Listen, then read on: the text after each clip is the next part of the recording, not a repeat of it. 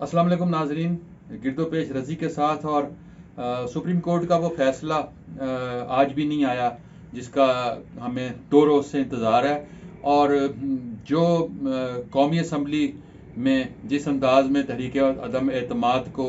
तहस नहस किया गया, उसके बाद चाहिए तो यही था कि पहले रोज़ ही, जिस रोज़ वो इजलास हुआ था कौमी असम्बली का, इतवार के रोज़, चाहिए तो ये था कि उसी रोज़ सुप्रीम कोर्ट जो है वो उस पर कोई छोटा सा शॉर्ट ऑर्डर दे देती। लेकिन हमारे यहाँ हमें भी मालूम है कि अदालतें जो हैं वो किस हद तक अपने फैसले करती हैं, और किस हद तक वो ख़ुद मुख्तार हैं, और किस हद तक उन अदालतों में चीज़ें जो हैं वो आगे बढ़ती हैं। अब हुआ ये है कि अगर एक जानिब अदालत की जानिब से अदालत में गुफ्तगू चल रही है, अदालत में मुबाहिस चल रहे हैं, वकला के दरमियान गुफ्तगू हो रही है, दलाइल चल रहे हैं, और दूसरी जानिब ये हो रहा है कि हुकूमत एक एक स्टेप आगे बढ़ती जा रही है और वो एक तयशुदा मंसूबा दिखाई दे रहा है, और उसमें सारी चीज़ें प्लान्ड हैं। कि जैसे आज फैसला आया है जूँ ही कि अदालत कल तक मौखर कर दिया, और आज पहले ये दरख्वास्त की गई थी कि आज शॉर्ट आर्डर को जारी कर दिया जाए और आज ही कोई फैसला दे दिया जाए। लेकिन अदालत ने कहा कि हम सबके दलाइल सुनने के बाद फैसला देंगे, और उसके बाद समाज जो है कल के सुबह 11 साढ़े 11 बजे तक के लिए मुलतवी कर दी गई है।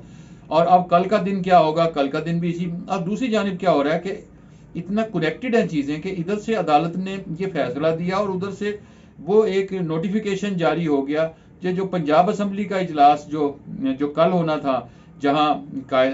इंतखाब होना था, परवेज़ इलाही और हमजा शहबाज के दरमियान मुकाबला था, वज़ीर आला का इंतखाब होना था, वो इजलास भी फिर मुलतवी कर दिया गया, क्योंकि वो ज़ाहिर है मशरूत हो गया कि जब तक अदालत का फैसला नहीं आएगा उसके असरात चूँकि वहाँ मुरतब होने हैं। और परवेज़ इलाही साहब के बारे में कहा जा रहा है कि वो इस पोजीशन में नहीं है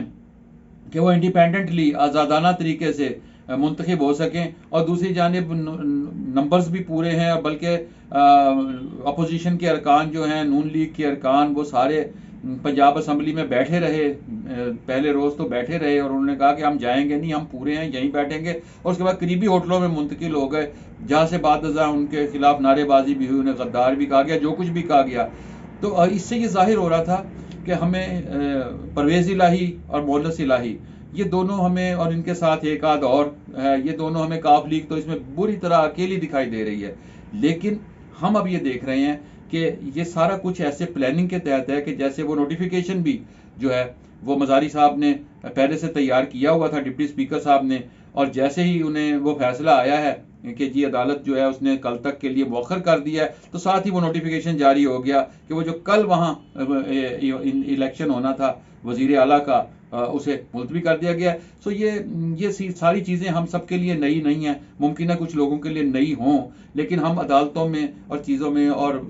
हुकूमती मामलात में ये सारा कुछ देखते आ रहे हैं, मुसलसल देखते आ रहे हैं। अफसोसनाक बात सिर्फ ये है कि इस मरतबा टारगेट सिर्फ ईरान आइन को किया गया है। आइन जिसे हम एक मुकद्दस किताब का दर्जा देते हैं, लेकिन वो जो ज़ियाउल हक ने कहा था कि आइन का क्या है, आइन तो 2 सफ़ों का कागज़ का टुकड़ा ही है, और उसने आइन को कहा था कि इसको फाड़ा भी जा सकता है, कागज़ का टुकड़ा है, इसकी क्या हैसियत है। सो उसी आइन के बारे में अब जो हुक्मरानों का रवैया हमें दिखाई दे रहा है, वो भी उसे महज कागज़ का टुकड़ा समझ रहे हैं। लेकिन ये एक ऐसा ख़तरनाक खेल है कि इसके कॉन्सिक्वेंसेस पाकिस्तान की सलामती के हवाले से भी बहुत ख़तरनाक है, और जैसे जैसे दिन गुजर रहे हैं पाकिस्तान मुश्किलात में घिरता जा रहा है। नाज़रीन इकराम, गिरदो पेश रज़ी के साथ इस चैनल को सब्सक्राइब करें और बेल आइकन को क्लिक करें। आपसे दोबारा मिलेंगे नई वीडियो के साथ, और इस वीडियो के बारे में आपकी राय जो है उसका मुझे इंतज़ार रहेगा। दोबारा मिलेंगे। खुदा हाफिज़।